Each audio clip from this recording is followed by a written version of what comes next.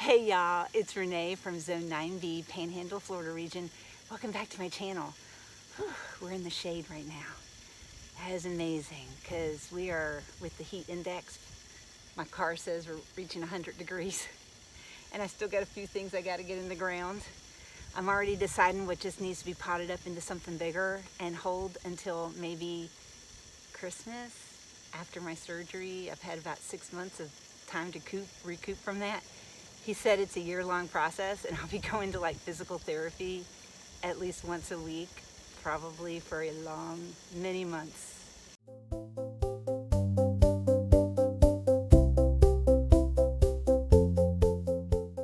Many months. Okay, but I am a good patient. I will do all those exercises at home that they tell me to do. So keeping my fingers crossed on that one, my friends. All right, so I love watching YouTube, and I'm especially gonna love watching YouTube gardening when I'm laying up in bed for about 6 weeks. So who do I love watching? I love watching people who are local or semi-local. That means they kind of garden in my zone.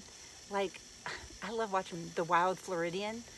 She's like an engineer and she loves native plants. She's trying to do a native cottage garden right now. So if you check her out, she actually sells a planter too that's pretty cool.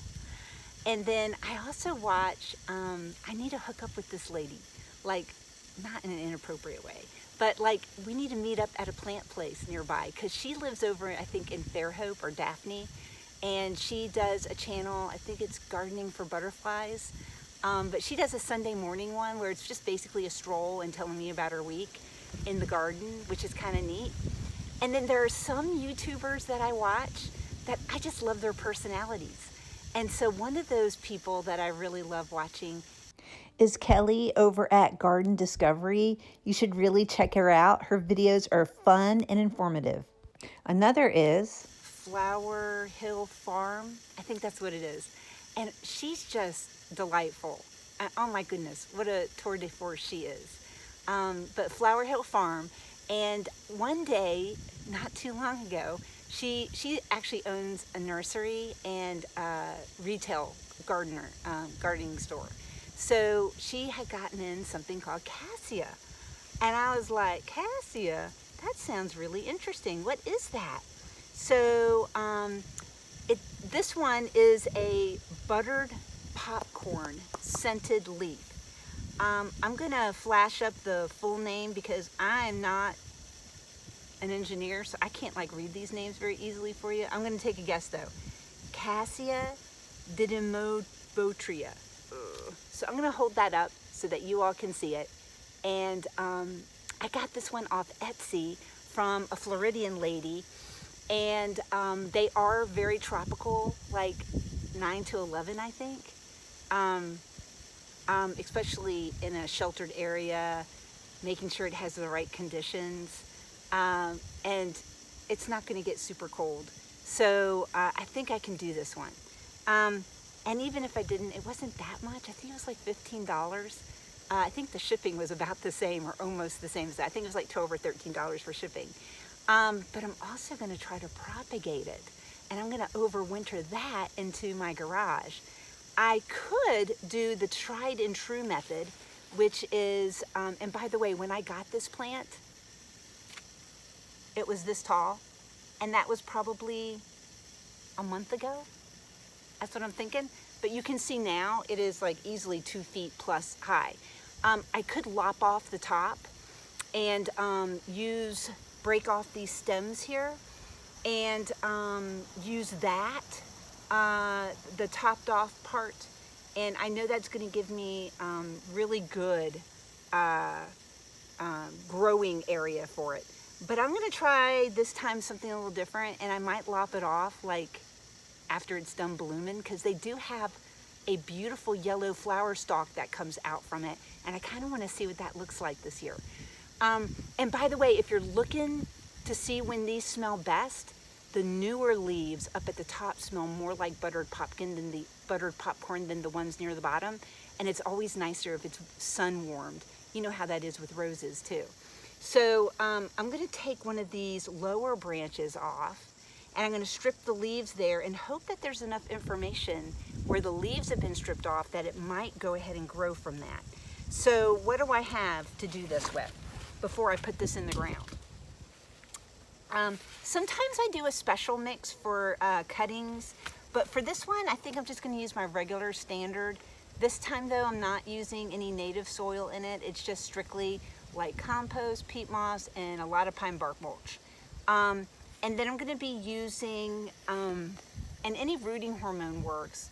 The way I've had it explained to me, is it really just kind of burns the outer layer off, making it easier for it to root for the plant. And that's how that works. So that's potting hormone, supposedly. And then I have a little bit of water, and let's go ahead and get cutting on this. So I might try 2, because I got a lot of lower branches here.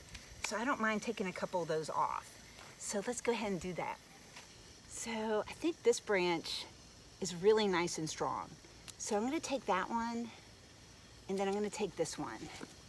And then what I'm going to do is I'm actually going to strip all these leaves off, and I'm going to pinch off the top, and then I'm just going to leave 3. I could cut those in half, but I think that'll be good enough for this. This one, again, strip it all off, take the top off, just like so. So now I'm going to take these, and I'm going to dip them into some water, and then I'm going to take my rooting hormone, put it in here, get them nice and coated. And you only need to dip it probably about 1 inch or 2, because that's all that you can really put into the soil for the magic to happen. So I'm just going to do some pretty shallow holes here in some already wetted material that I've mixed. So this is pretty heavy on the pine bark mulch, and there is compost and there is some peat moss. And so I'm going to go ahead and put those down like that. Press them in.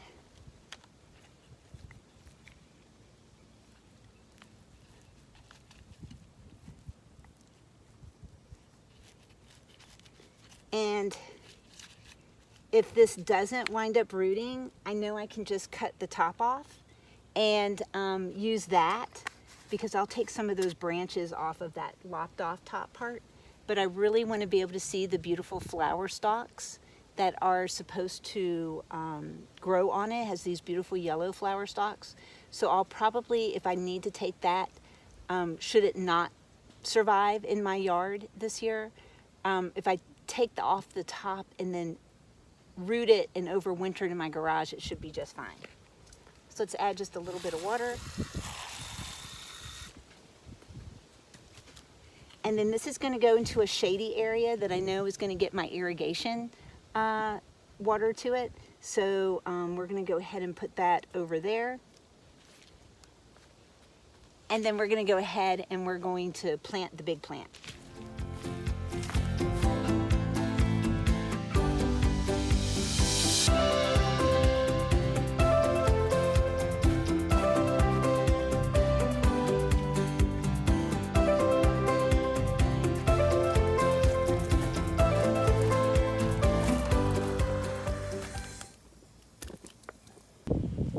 Alright, so here's the garden bed that has Hana-Matoi Japanese maple, and it has all those salvias that I planted. I'm going to put this baby right back over there because I have enough room for it to grow. It's a more tall rather than wide plant, so even though it can get perhaps 10 or 14 feet tall, it only stays around 4 to 6 feet wide. So I think that'll be the perfect spot for it.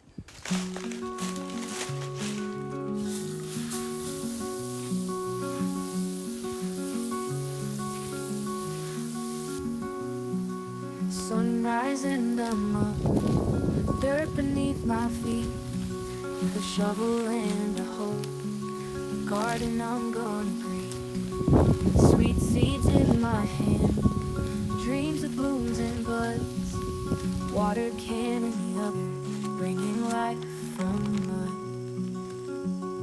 Planting flowers all day, colors come my way, nature's song I sing to every bloom and swing. Rain showers and sunshine, flowers find their way. Petals of every kind turn night into day. Hands dirty, numb my soul, roots growing deep inside. Patience plays a role as days and weeks collide. Butterflies dance around, bees buzz to the beat. In this garden I found a simple life's retreat.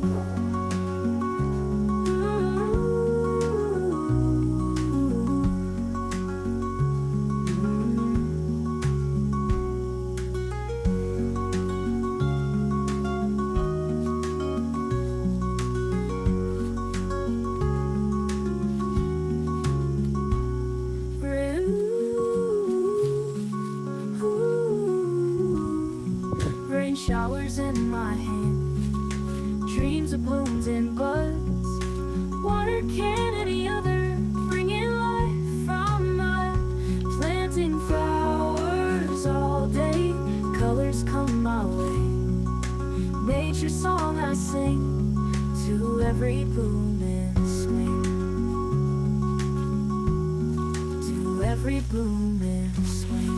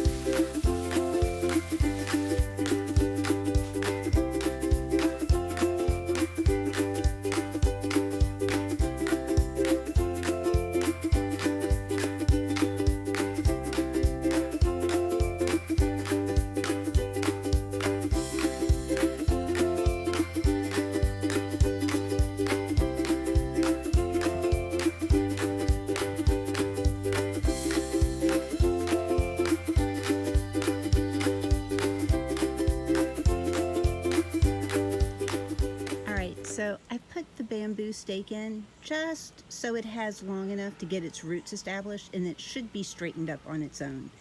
But the roots are still kind of weak on it.